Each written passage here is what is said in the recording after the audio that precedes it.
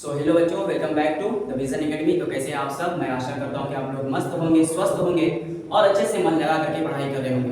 मैं Osama sir आज आपके सामने फिर से एक बेहतरीन सा चैप्टर लेकर के आए हैं क्लास 12 पॉलिटिकल साइंस का, जो कि हम लोग इससे पहले एक चैप्टर ऑलरेडी पूरा कर चुके हैं, शीत युद्ध का दौर।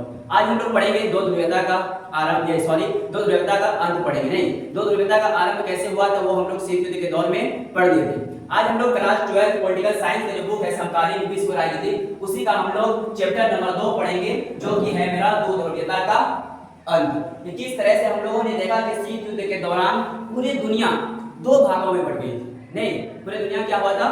दो महाशक्तियां मतलब दो भागों में बढ़ गई थी। एक तरफ था सोवियत संघ और दूसरी तरफ थी अमेरिका। तो उसी का हम लोग देखे थे वहां किस तरह से पूरी दुनिया दो ध्रुवों में बढ़ गई थी। उसी का आज हम लोग इस चैप्टर में जो हम लोग पूरा डिस्कस करेंगे वो चीज देखेंगे कि दो ध्रुवीयता का अंत कैसे होता है। जी, जब जो दुनिया मतलब पूरी दुनिया जो दो ध्रुवों में बढ़ गई थी उसका अंत कैसे होता है, और इसमें सारा चीज देखेंगे किस तरह से सोवियत संघ का विघटन हुआ। नहीं, वो सारा चीज हम लोग देखने वाले हैं इस वीडियो में। तो अगर आप लोग जैक बोर्ड की तैयारी करना चाहते हैं तो ये video special JAC board exam की तैयारी कराएगी 8 सब्जेक्ट की।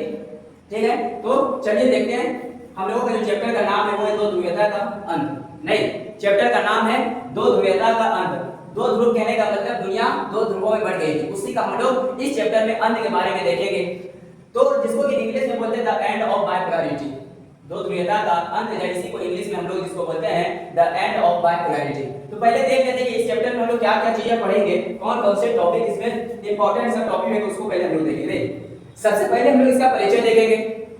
इस चैप्टर का पहले हम लोग परिचय को देख लेंगे। उसके बाद देखेंगे हम लोग बोल्शेविक क्रांति, जिसको कि रूस का क्रांति भी कहते हैं। ये बोल्शेविक क्रांति है, इसको हम लोग रूस का क्रांति भी कहते हैं। किस तरह से लेनिन ने अपना स्वेच्छाधारी शासन कर रहा था, उसका किस तरह से अंत होता है और वो राष्ट्र में भाग करके वो कहां चला जाता है? लंदन चला जाता है। नहीं, उसके बाद तीसरा नंबर में पढ़ेंगे बर्लिन की दीवार, जो कि जर्मनी के दो भागों में बांटता है। ये दीवार जो बर्लिन की दीवार है, इसके बारे में हम लोग इस चैप्टर में पढ़ने वाले हैं। उसके बाद चौथा नंबर में पढ़ेंगे सोवियत प्रणाली के बारे में पढ़ेंगे, सोवियत संघ के बारे में पढ़ेंगे। नहीं, शॉक थेरेपी के बारे में पढ़ेंगे। शॉक थेरेपी कहने का मतलब किसी को चोट पहुंचा करके यानी आघात पहुंचा करके फिर उसका उपचार करना। नहीं, उसके बाद हम लोग पढ़ेंगे भारत और रूस के संबंध, भारत और रूस का किस तरह से संबंध रहा, उसके बारे में हम लोग इस चैप्टर में पढ़ेंगे। और इसके अलावा कुछ अन्य टॉपिक को भी हम लोग अच्छे से डिस्कस करेंगे।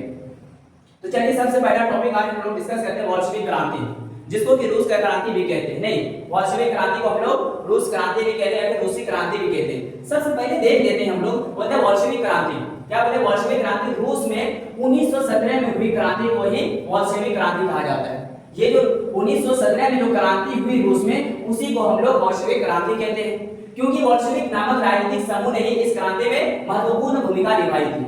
ये जो नाम पड़ा बोल्शेविक क्रांति, ये इसलिए पड़ा क्योंकि बोल्शेविक नामक एक राजनीतिक समूह था। क्या था? एक राजनीतिक समूह था जो कि इस क्रांति में महत्वपूर्ण भूमिका निभाई थी। ये क्रांति लेनिन के नेतृत्व में हुई थी। और ये बोल्शेविक क्रांति है, ये किसके नेतृत्व में हुई थी?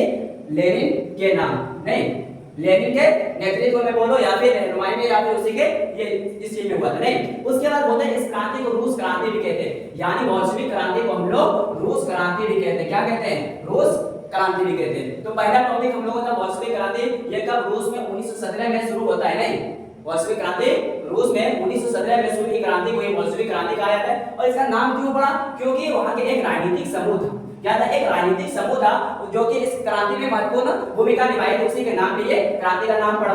नहीं, अब आगे देख लेते हैं अगला टॉपिक।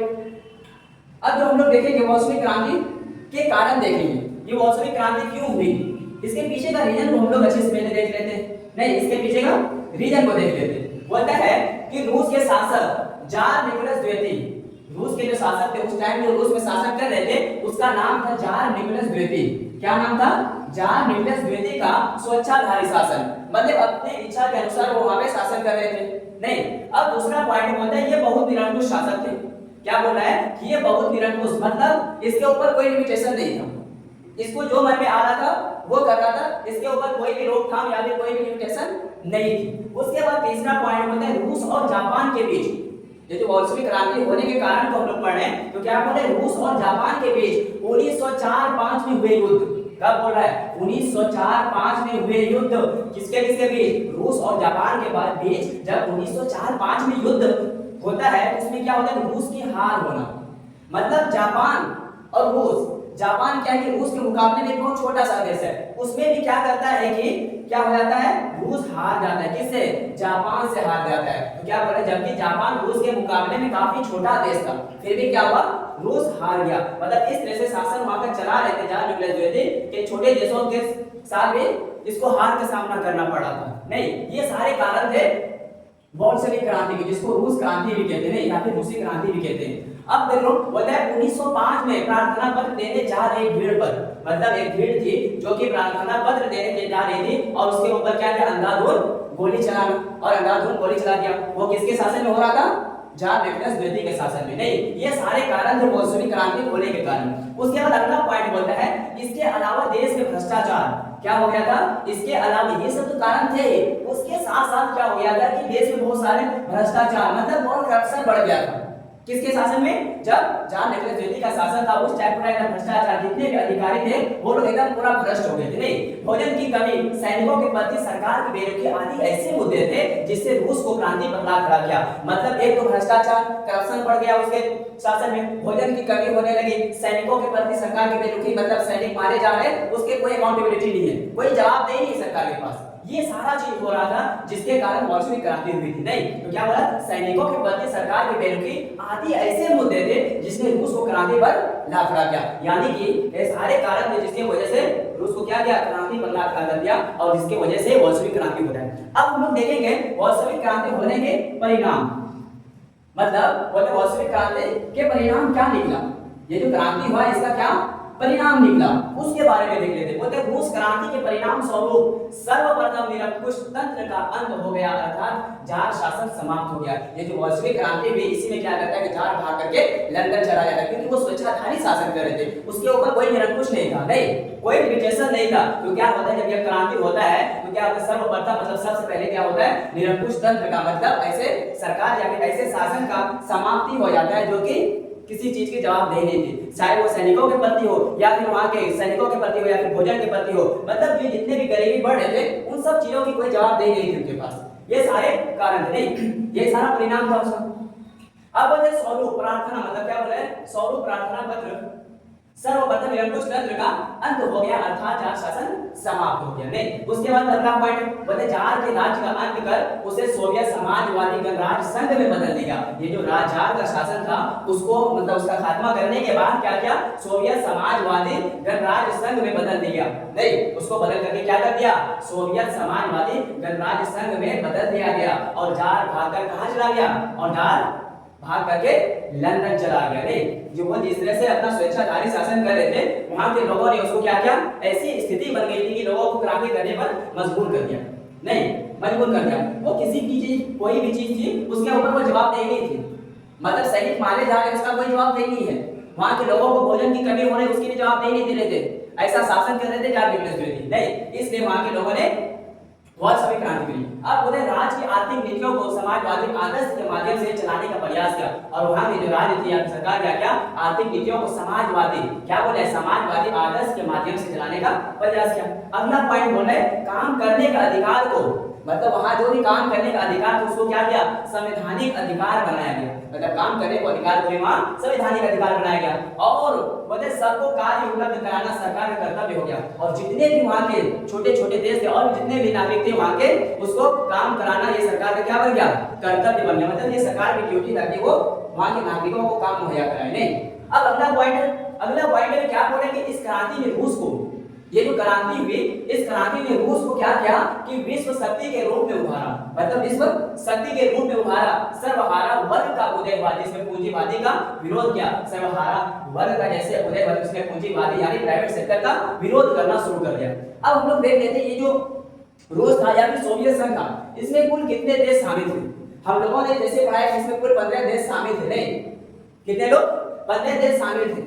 जैसे कि पहला देख लेते हम लोग रूस था, नहीं दूसरा यूक्रेन, तीसरा नंबर पे था बेलारूस, उज्बेकिस्तान था, कजाकिस्तान था, जॉर्जिया था, अजरबैजान था, लिथुआनिया था, मोल्दोवा था। ये सारे देश उस सोवियत संघ के हिस्सा हुआ करते थे। नहीं, जैसे लातविया है, किर्गिस्तान है, ताजिकिस्तान है, अर्मेनिया है, तुर्कमेनिस्तान है, ये सारे देश एक टाइम में क्या हुआ करता था, जैसे एस्टोनिया है, ये 15 देश सोवियत संघ का हिस्सा हुआ करता था। लेकिन ऐसे कहानी हो गई, ऐसी स्थिति हो गई कि जार निकोलस को भागना पड़ा, क्योंकि वो ऐसा शासन कर रहे थे बाकी देशों के हितों के बारे में वो नहीं सोच रहे थे। नहीं, एकदम पॉइंट वाइज सारा चीज दिया हुआ है एकदम बेहतरीन से। अब देख लेते हैं हम लोग बर्लिन की दीवार। ये जो बर्लिन की दीवार है इसने क्या किया था, जर्मनी को दो भागों में विभक्त कर था, नहीं, ताकि यहाँ के लोग पलायन करके दूसरे जगह काम करने न जा पाए। तो क्या होता है कि वहाँ जनता में आक्रोश जताने लगता है और लास्ट में क्या करता है, इस दीवार को गिराना पड़ता है। नहीं, वहाँ के जनता क्या करता है, इस दीवार को गिरा देता है। तो बर्लिन की दीवार यानी जिसको कि इंग्लिश में बोलते हैं बर्लिन वॉल भी बोलते हैं, क्या बोलते हैं, द बर्लिन वॉल। तो ये सबसे बड़ा प्रतीक भी था शीत युद्ध का। नहीं, इससे पहले के चैप्टर में हम लोग जो पढ़े शीत युद्ध का था उसका सबसे बड़ा प्रतीक ये बर्लिन की दीवार भी थी। नहीं, अब बोलते हैं बर्लिन की दीवार, ये दीवार जर्मनी को दो भागों में बांटा था। ये जो बर्लिन की दीवार थी ये क्या कर रहा था, जर्मनी को दो भागों में बांट रहा था। यानी कि जो जर्मनी है उसके बीच में समझो ये दीवार था और जर्मनी को दो हिस्सों में विभक्त कर रहा था। नहीं, तो बोलते हैं कब याद था, ये शीत युद्ध का सबसे बड़ा सरगर्म मुद्दा भी था। और ये दीवार जर्मनी के जो बर्लिन की दीवार थी, ये जो जर्मनी को दो भागों में बांट रहा था, ये क्या था, शीत युद्ध का सबसे बड़ा सरगर्म मुद्दा भी था। इसी को शीत युद्ध का सबसे बड़ा प्रतीक भी कहा गया। ये जो बर्लिन की दीवार है जिसने कि जर्मनी को दो भागों में बांटा था, इसी को क्या कहा गया, शीत युद्ध का सबसे सरगर्म मुद्दा भी कहा गया और शीत युद्ध का प्रतीक भी इसी को माना गया। अब अगला पॉइंट है, बोलते हैं बर्लिन की दीवार का निर्माण। ये जो दीवार है जिसने कि जर्मनी को दो भागों में बांट रहा था, इसकी निर्माण कब हुई, नहीं, इसके निर्माण कब हुई। बोलता है बर्लिन की दीवार का निर्माण 1961 ईस्वी में हुआ। कब हुआ, ये जो बर्लिन का दीवार है जर्मनी को दो भागों में बांट रहा था, इसके मतलब निर्माण कब हुआ था, वो हुआ था 1961 ईस्वी में हुआ था। उसके बाद अगला पॉइंट बोल रहा है कि इसकी लंबाई लगभग 150 किलोमीटर से भी अधिक थी। कितना, यानी 150 किलोमीटर से भी इस दीवार की लंबाई थी जो कि जर्मनी को दो भागों में बांट रही थी। अगला पॉइंट बोलते हैं ये दीवार 28 वर्षों तक खड़ी रही। कितना, यानी 28 साल तक ये बर्लिन की जो दीवार है ये 28 वर्षों तक खड़ी रही। फिर 9 नवंबर 1989 को, कब, 9 नवंबर 1989 को वहीं की जनता द्वारा, क्या बोल रहा है, वहीं की यानी जर्मनी के जनता द्वारा ही इस दीवार को तोड़ दिया गया। क्योंकि ऐसे दीवार ये जो खड़े किए थे, जर्मनी के खुद अपने देश के लोग कहीं पे काम करने के लिए नहीं जा पाए थे। तो इस तरह से क्या हुआ, वहां के लोगों में पूरा आक्रोश था। तो क्या करता है कि उसने ये, हालांकि ये दीवार बहुत दिनों तक खड़ी रही, लेकिन बाद में क्या हुआ, यानी 28 वर्ष तक ये दीवार खड़ी रही और फिर होता है 9 नवंबर 1989 को वहीं की जनता द्वारा इस दीवार को तोड़ दिया गया, यानी बर्लिन की दीवार को तोड़ दिया गया। नहीं, अब आता है दो ध्रुवीयता, यानी कि बायपोलैरिटी। क्या बोल रहा है, बायपोलैरिटी, दो ध्रुवीयता किसको बोलेंगे, बोलता है दो ध्रुवीयता किसको बोलेंगे, जिसको कि इंग्लिश में बोलते हैं बायपोलैरिटी। बोलता है शीत युद्ध के दौरान पूरी दुनिया दो समूहों में बढ़ गया। जैसे कि हम लोग देखें कि किस तरह से अमेरिका ने जापान के हिरोशिमा और नागासाकी पर बम गिरा करके सेकंड वर्ल्ड वॉर की समाप्ति कर दी है। उसके बाद से ये भी देखे थे हम लोग मित्र राष्ट्र और धुरी राष्ट्र के बारे में देखे थे। नहीं, किस तरह से मित्र राष्ट्र ने धुरी राष्ट्र को हरा दिया, यानी कि अमेरिका ने क्या किया, जापान के हिरोशिमा और नागासाकी दो जगह पर परमाणु बम गिरा करके सेकंड वर्ल्ड वॉर के समाप्ति कर देता है। उसके बाद से यानी 1945 के बाद से, कब से, 1945 के बाद से ही शीत युद्ध का मतलब शुरुआत हो जाता है, इसी टाइम से। नहीं, और ये कब तक चलता है, 1991, कब तक, 1991 तक। तो क्या होता है कि एक तरफ जब मित्र राष्ट्र के दोनों सदस्य थे, लेकिन क्या होता है दोनों अपना अपना, एक चाह रहा था समाजवादी विचारधारा लागू करना और एक दूसरा चाह रहा था पूंजीवादी विचारधारा लागू करना। इसी के मतभेद में दोनों आकर के शीत युद्ध का मतलब एक ऐसी स्थिति उत्पन्न हो जाती है जिससे कि दो ध्रुवीयता का आरंभ हो जाता है। हम लोग देखे थे उस टाइम में शीत युद्ध के दौर का जो चैप्टर पढ़ रहे थे, अगर नहीं पढ़े हो तो वो सारा वीडियो अपलोड हो गया चैनल पे, पहले उस चैप्टर को पढ़ लें। हालांकि वो जैक बोर्ड के सिलेबस में नहीं है, फिर भी हम बोले थे कि वो चैप्टर पढ़ना इंपॉर्टेंट है क्योंकि उनसे रिलेट करता है ये वाला चैप्टर। क्या करता है, उनसे थोड़ा सा रिलेट करता है, इसलिए वो वाला चैप्टर हम सिलेबस में नहीं था फिर भी उसको करा दिए ताकि ये वाला चैप्टर पढ़ने में हमको क्या हो, आसानी हो। तो क्या बोले, शीत युद्ध के दौरान पूरी दुनिया दो समूहों में बढ़ गया था, यानी कि हम लोग देखें ईस्ट वर्सेस वेस्ट की, नहीं, पश्चिम, एक तरफ था पश्चिमी यूरोप, दूसरी तरफ था पूर्वी यूरोप। ये पूरी दुनिया दो ध्रुवों में बढ़ गई थी, एक तरफ का समर्थन सोवियत संघ और दूसरी तरफ अमेरिका। नहीं, और जितने भी छोटे छोटे देश थे वो किसी एक समूह में जाकर के शामिल हो रहे थे। तो ये सारा चीज हम लोग पहले के चैप्टर में देख लिए, उसको डिस्कस करने की ज्यादा जरूरत है नहीं। तो क्या बोलते हैं, दो ध्रुवीयता यानी बायपोलैरिटी। बोलते हैं शीत युद्ध के दौरान, शीत युद्ध के मतलब कोल्ड वॉर के दौरान ये पूरी दुनिया, मतलब पूरी दुनिया क्या हो गया था, दो समूहों में बढ़ गया था। क्या हो गया था, दो समूहों में बढ़ गया था। एक समूह की अगुवाई, क्या बोल रहा है, एक समूह की अगुवाई अमेरिका कर रहा था और दूसरी समूह की अगुवाई सोवियत संघ। इसी को दो ध्रुवीयता कहते हैं। अगर बोलेगा दो ध्रुवीयता किसे कहते हैं, तो इसका सिंपल सा बोलना कि ये जो दुनिया दो ध्रुवों में बढ़ गई थी, या फिर पूरी दुनिया दो समूहों में बढ़ गई थी, एक तरफ था सोवियत संघ और दूसरी तरफ था अमेरिका। इसी को हम लोग दो ध्रुवीयता कहते हैं, या फिर दो ध्रुवीयता यानी कि बाइपोलैरिटी भी कहते हैं। नहीं, अब हम लोग देखेंगे सोवियत प्रणाली के बारे में। क्या देखेंगे, सोवियत प्रणाली या फिर सोवियत सिस्टम के बारे में देख लेते हैं। नहीं, अब अगला चीज देख रहे हैं, सोवियत प्रणाली या फिर सोवियत सिस्टम के बारे में देखते हैं। बोलते हैं सोवियत प्रणाली सोवियत संघ की राजनीतिक व्यवस्था थी। ये जो सोवियत प्रणाली है, ये सोवियत संघ की राजनीतिक एक व्यवस्था थी, मतलब एक सिस्टम था राजनीति का। नहीं, उसके बाद बोलता है अर्थात सोवियत प्रणाली मतलब ऐसी या फिर ऐसा तरीका जिससे सोवियत संघ, अब जिसको कि मतलब सोवियत संघ जो है, जिसको क्या अभी हम लोग रूस के नाम से भी जानते हैं, किसके, रूस बोले या फिर रशिया के नाम से भी जानते हैं। नहीं, तो क्या बोला है, अर्थात सोवियत प्रणाली मतलब ऐसा तरीका जिससे सोवियत संघ, क्या बोले, सोवियत संघ यानी कि रूस की सरकार चलती थी। ये मतलब सोवियत प्रणाली या फिर सोवियत सिस्टम से ही वहां सोवियत संघ की सरकार चलती थी, इसी के बेसिस पे वहां की सरकार चलती थी। अब बोल रहा है कि अगला पॉइंट बोला इसमें सरकार, क्या बोल रहा है, इसमें सरकार ही सबकी मालिक होती थी। जिन फैक्ट्री दुकान सब सरकार का था, मतलब होता है जमीन हो या फिर फैक्ट्री हो, दुकान हो, सारा चीज सरकार का ही। किसका था, ये जो सोवियत प्रणाली या फिर सोवियत सिस्टम था, वो क्या था, वहां की एक राजनीतिक व्यवस्था थी। क्या था, राजनीतिक व्यवस्था थी, और उसी के हिसाब से वहां की सरकार भी चलती थी। यानी सोवियत प्रणाली के हिसाब से वहां सोवियत संघ की सरकार भी चलती थी। तो क्या बोल रहे हैं कि इसमें सरकार ही सबकी मालिक होती थी। ये जो प्रणाली था, इसमें क्या था, सारा चीज का मालिक कौन होगा, सरकार होगा। मतलब जमीन हो, फैक्ट्री हो, दुकान हो, सब सरकार का था। मतलब भले आप काम कर रहे थे, सारा कंट्रोल किसका है, सरकार का है। अगला पॉइंट देखो, बोलते हैं निजी संपत्ति। निजी संपत्ति कह रहे हैं मतलब अपनी खुद की फैक्ट्री या खेत की अनुमति नहीं थी। और ये सोवियत प्रणाली था या फिर सोवियत सिस्टम था, उस टाइम की बात है कि वहां पे किसी के पास कोई निजी संपत्ति नहीं हुआ करती थी। जितनी भी चीजें हैं वो सारा सरकार के कंट्रोल में, और सारा चीज सरकारी उस चीजों के ऊपर कंट्रोल है। नहीं, बोलते हैं निजी संपत्ति यानी अपनी खुद की फैक्ट्री या खेत की अनुमति नहीं थी किसी की होगी, वहां अपना निजी फैक्ट्री या खेत या जमीन की अनुमति नहीं दिया था। नहीं, ये सारा था सोवियत प्रणाली। अब बोलते हैं देश को चलाना। अब क्या बोल रहे हैं, किस तरह से, देखिए मौसमी क्रांति के बाद जहां निकले व्यक्ति भाग जाता है। नहीं, उसके बाद क्या बोलते हैं, देश को चलाने का काम मजदूर और किसानों की समितियां यानी सोवियत करती थी। वो जो देश चला, जैसे कि हम लोग देखें जॉन न्यूक्लियस ज्योति छोड़ करके वो भाग करके लंदन चला जाता है, और क्या होता है, समाजवादी सर्वहारा वर्गों का उदय होता है, और वही लोग यहाँ पे सरकार चलाने लगते हैं। क्या करते हैं, सरकार चलाने लगते हैं। तो बोलते हैं देश को चलाने का काम मजदूरों और किसानों, किसको, मजदूरों और किसानों की यानी कि क्या बोलते हैं, समितियां, उसी की समितियां थी जिसको कि सोवियत करती थी। मतलब सोवियत ही वो सारा काम वहां काम कौन कर रहा था, मजदूर कर रहे थे, और किसान लोग ही उस सरकार को चला रहे थे। नहीं, अब बोले सिर्फ एक ही पार्टी, यानी वहां पे क्या था, सिर्फ एक ही पार्टी था, वो भी कौन, कम्युनिस्ट पार्टी की सरकार होती थी। कहां, सोवियत संघ की बात हो रही है। उसके बाद अगला पॉइंट होता है लोगों को बोलने और चुनने की पूरी आजादी नहीं थी, और लोगों को ये आजादी नहीं थी कि वो अपनी सरकार को चुने, या फिर जो सारा संपत्ति सरकार के कंट्रोल में, वहां पे भी बोलने की अनुमति नहीं थी वहां के लोगों को। नहीं, क्योंकि सारा कंट्रोल फैक्ट्री पे हो, दुकान पे हो, जमीन पे हो, वो सारा कंट्रोल वहां की सरकार कर रहे थे। यानी सोवियत प्रणाली का वो सारा काम कौन कर रहा था, सरकार कर रहा था। तो क्या बोले, सिर्फ एक ही पार्टी यानी कम्युनिस्ट पार्टी की सरकार थी, लोगों को बोलने और चुनने की आजादी नहीं थी। जिस तरह से हमारे देश में देखते हैं कि जब कोई सरकार कोई चीज करता है तो हम लोगों को मतलब हम लोगों के पास 5 साल बाद चेंज करने की अनुमति होती है कि हम लोग 5 साल बाद उसको हटा सकते हैं, लेकिन उस टाइम ऐसी नहीं थी। नहीं, वहां की शासन व्यवस्था ऐसी नहीं थी, तो लोगों को ना बोल सकते थे, ना उसको चुनने की आजादी थी। मतलब जो एक बार आ गया सरकार में, जो आ गया एक बार सत्ता में, वही वहां पे अब राज करेगा। नहीं, ऐसी स्थिति थी वहां की। अब देखते हैं, अब बताइए सरकार सभी को काम, पढ़ाई, इलाज देने की कोशिश करती थी। हालांकि सोवियत प्रणाली या फिर सोवियत सिस्टम जो थी, उसका ये उद्देश्य था कि वो सबको काम दिलाए, अच्छी पढ़ाई दिलाए, इलाज दिलाए, और मतलब ये सारा काम की वो कोशिश तो करते थे।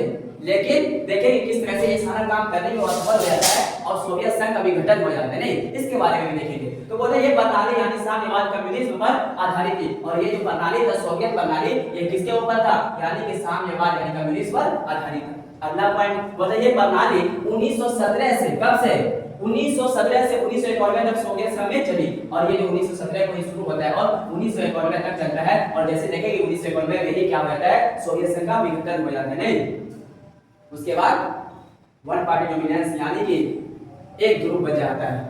एक ही महाशक्ति बच जाती है। अभी तो दो ध्रुवों में बटा हुआ था, जैसे हम लोग देखेंगे सोवियत संघ का विघटन हुआ था, उसमें जितने भी देश शामिल थे वो सारे देश निकल जाते हैं, तब उसी टाइम से सोवियत संघ का विघटन हो जाता है। नहीं, अब हो गया 1917 की रूसी क्रांति के बाद, जैसे हम लोग देखें 1917 में जो रूसी क्रांति के बाद समाजवादी सोवियत गणराज्य यानी यूएसएसआर की स्थापना हुई थी। कब हुआ था? मतलब रूस की जो क्रांति हुई थी उसी टाइम क्या होता है, समाजवादी सोवियत गणराज्य यानी यूएसएसआर की स्थापना हुई थी। इस प्रणाली का उद्देश्य मतलब इसका मोटिव जो था, एक क्या था, समतामूलक समाज बनाना। मतलब समाज में सब क्या रहेगा, बराबर रहेगा, चाहे वो कितना काम करे, मतलब जितना भी प्रॉपर्टीज है वो सब में बराबर बटेगी, क्योंकि सारा चीज वहां सरकार कंट्रोल कर रहा था। कौन कंट्रोल कर रहा था? सरकार कंट्रोल कर रहा था। तो वो क्या चाहे वहां तो अपना जमीन रखने का भी अनुमति नहीं, ना तो आपको फैक्ट्री बनाने की, अगर आपके पास है भी तो वो सारा कंट्रोल सरकार के हाथ में। नहीं तो क्या बोलता है, इसका उद्देश्य था समतामूलक यानी एक ऐसा समाज बनाना जिसमें कि सबको समान, मतलब ऐसा समाज क्योंकि समान रहे, सब एक बराबरी में रहे, मतलब जिसमें पूंजीवादी और निजी संपत्ति को खत्म करके समानता पर आधारित समाज बनाना था। और ये जो सोवियत प्रणाली था या फिर ये जो क्रांति हुई उसके बाद जो सोवियत मतलब समाजवादी सोवियत गणराज्य यानी यूएसएसआर की स्थापना होती है, तो ये प्रणाली का उद्देश्य यही था कि एक ऐसा समतामूलक समाज की स्थापना किया जाए जिसमें क्या हो, पूंजीवादी और निजी संपत्ति को खत्म कर दे, यानी प्राइवेट सेक्टर या फिर निजी जो संपत्ति होता है उसको खत्म करके एक ऐसा समता या फिर समानता पर आधारित समाज का स्थापना करे। ये सारा था सोवियत संघ का या फिर सोवियत प्रणाली का उद्देश्य था। नहीं, ये सारा उद्देश्य था। अब आगे देख लेते हैं हम लोग सोवियत प्रणाली के कुछ खास तत्व। सोवियत प्रणाली के कुछ खास तत्व ये थे, कौन कौन से थे? बोलते सामाजिक, आर्थिक, राजनीतिक और सांस्कृतिक विकास का फायदा सभी लोगों को मिलना चाहिए। क्या हो, सामाजिक हो या फिर आर्थिक विकास हो या फिर राजनीतिक विकास हो और सांस्कृतिक विकास का फायदा सभी लोगों को मिलना चाहिए। और वो भी कैसे? सभी को एकदम बराबर मिलना चाहिए, मतलब जो काम कर रहा है उसको भी, जो नहीं भी कर रहा है उसको भी बराबर फायदा मिले। नहीं, अगला पॉइंट क्या बोल रहा है? बोलते हैं समाज को सबसे कमजोर वर्गों का महत्व बढ़ाना। बोलते हैं समाज के मतलब समाज में यानी सोसाइटी में जो सबसे कमजोर वर्ग है, मतलब जो सबसे कमजोर वर्ग है उसका क्या करना है, महत्व को बढ़ाना है, उसका इंपॉर्टेंस को बढ़ाना है। नहीं, उसके बाद अगला पॉइंट बोलते हैं राजनीतिक शक्ति किसी एक व्यक्ति या समूह के पास नहीं होनी चाहिए। और राजनीतिक शक्ति क्या होगा, किसी एक व्यक्ति या फिर एक समूह के पास नहीं होना चाहिए। हालांकि इसने बहुत कोशिश किया लेकिन फिर भी असफल रहे और सोवियत संघ का विघटन हो जाता है। नहीं, क्या होता है, सोवियत संघ का विघटन हो जाता है क्योंकि वहां के अधिकारी जो थे वो भी अपने आप को कुछ ज्यादा ही दिखा रहे थे। तो अब आगे देख लेते हैं हम लोग, आगे क्या है सोवियत प्रणाली की सकारात्मक विशेषताएं। मतलब क्या सकारात्मक विशेषताएं थी? बोलते हैं सोवियत प्रणाली ने पूंजीवादी का विरोध किया था। ये तो हम लोगों को भी पता है कि सोवियत जो प्रणाली थी उसने पूंजीवादी को यानी प्राइवेटाइजेशन को मतलब उसका विरोध किया था, पूंजीवादी का विरोध किया था तथा समाजवादी को अपनाया था। और समाजवादी यानी समतामूलक समाज बनाने की जो उसकी स्थापना मतलब उद्देश्य था उसको अपनाया था। नहीं, अब बोलते सोवियत संघ का अपने नागरिकों के लिए न्यूनतम जीवन स्तर, ये जो सोवियत संघ था जिसको कि यूएसएसआर भी बोलते हैं, इसका अपने नागरिकों के लिए यानी वहां के लोगों के लिए न्यूनतम जीवन स्तर सुनिश्चित करना ताकि बेरोजगारी ना हो। ये ऐसा सुनिश्चित करना था कि ताकि वहां के जितने भी लोग हैं वो बेरोजगार ना हो। नहीं, बोलता है अगला पॉइंट बोलता है भूमि और उत्पादन के संसाधनों पर सरकार का नियंत्रण था। और चाहे वो जमीन हो या फिर उस जमीन से जितने भी उत्पादन होता है उन सारे रिसोर्सेज या फिर उन सारे संसाधनों पर किसका कंट्रोल था? सरकार का कंट्रोल था। नहीं, अब होता है कम्युनिस्ट पार्टी का शासन था। और किस पार्टी का शासन था वहां? Communist party. नहीं, सर हमारा पार्टी का बोल सकते हैं कि वहां पे शासन था। बोलता है कि कम्युनिस्ट पार्टी का शासन था। और अगला पॉइंट बोलता है सोवियत प्रणाली से सोवियत संघ का घरेलू सामान उत्पादन क्षमता काफी उन्नत हो गई थी। क्या बोल रहा है? ये जो सोवियत संघ का पहले तो सोवियत प्रणाली से सोवियत संघ का घरेलू सामान उत्पादन क्षमता काफी उन्नत हो गई थी। नहीं, अब हम लोग देखेंगे इसकी थोड़ा सा देख लेते हैं सोवियत प्रणाली की कमियां अर्थात नकारात्मक विशेषताएं। उसमें क्या क्या चीजें कमियां थी? हालांकि दस पर है कि अच्छा काम कर रहे लेकिन उसमें बहुत सारी कमियां थी जिसकी वजह से सोवियत संघ का विघटन हो जाते। नहीं, बोलता है नौकरशाही और सत्तावादी प्रणाली का होना एक नकारात्मक विशेषता है। मतलब नौकरशाही के वहां पे सारा नौकरों का या फिर वहां के किसान या फिर मजदूरों का सारा काम कर रहा था और वहां के अधिकारी जितने भी थे वो जवाब दे नहीं थे। नहीं, ये सारे होने की वजह से, ये सारी चीजें होने की वजह से वहां नकारात्मक विशेषताएं थी। अब बोलते हैं कुछ समय बाद नागरिकों के जीवन कठिनाई में पड़ने लगा। क्या हो गया? मतलब कुछ समय बाद क्या हुआ वहां के नागरिकों का जीवन, क्योंकि वो अब कोई बुरा काम कर रहा है उसका भी सारा कंट्रोल किसका है? सरकार का है। तो क्या बोले कुछ समय बाद नागरिकों का जीवन कठिनाई में क्या हो गया? पड़ने लगा। नहीं, क्या हो गया? पड़ने लगा। उसके बाद अगला बोलता है रूस का हर मामले में ज्यादा भागीदारी थी। हम लोगों ने क्या देखा कि सोवियत संघ जो बना है, या फिर सोवियत प्रणाली जो है उसमें कुल 15 देश है, लेकिन सारा कंट्रोल कौन कर रहा है?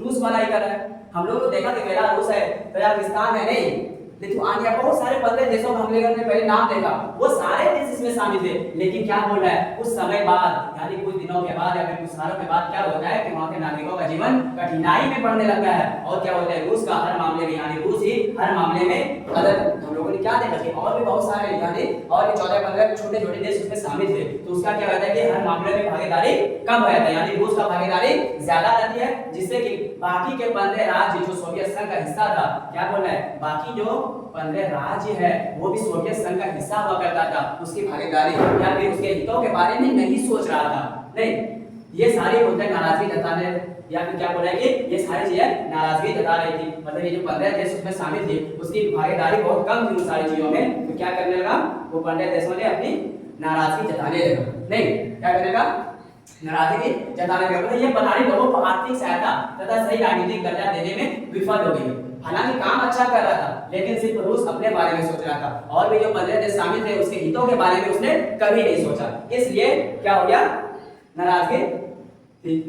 अब हम लोग देख लेते हैं थोड़ा सा दूसरी दुनिया के देश, नहीं, पहली दुनिया और दूसरी दुनिया के देश, जिसको कि हम लोग ईस्ट वर्सेस वेस्ट भी कहते हैं। तो बोलते हैं दूसरी दुनिया के देश यानी सेकंड वर्ल्ड कंट्री। बोलते हैं वैसे देश को दूसरी दुनिया का देश कहा गया जो समाजवादी गुटों में शामिल थे। किसमें, पहली दुनिया जो कि पूंजीवादी गुटों में शामिल थे, और दूसरी दुनिया उसको कहा गया, क्या बोला है, वैसे देश जो दूसरी दुनिया का देश कहा गया जो समाजवादी गुटों का, क्या, समाजवादी गुटों में शामिल था। इसमें पूर्वी यूरोप के देश आते हैं, और इसमें आता है, कौन सारे देश आते हैं, पूर्वी यूरोप के जितने भी देश हैं छोटे छोटे, वो सारे किसका आता है, मतलब उसको हम लोग दूसरी दुनिया का देश कहते हैं। इसका नेतृत्व समाजवादी सोवियत संघ कर रहा था, और इसकी रहनुमाई कौन कर रहा था, समाजवादी सोवियत संघ कर रहा था। नहीं, तो चलिए आज के इस वीडियो को या फिर इस क्लास को यहीं खत्म करते हैं, फिर अगला क्लास में हम लोग बाकी के बच्चे टॉपिक को अच्छे से डिस्कस करेंगे।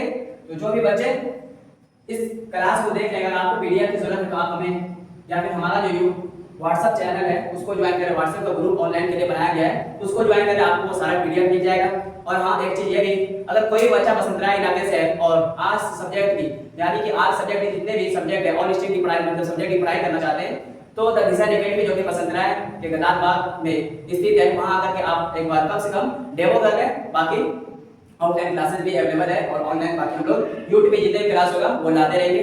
तो अगर आपको यहाँ से पढ़ाई करना है तो हमारे चैनल को ज्वाइन कर लें और बेल आइकन को भी प्रेस करें, ताकि कोई भी वीडियो हम अपलोड करते हैं तो सबसे पहले नोटिफिकेशन आप तक पहुंचती है। तो चलिए आज की क्लास को यहीं खत्म करते हैं, तब तक के लिए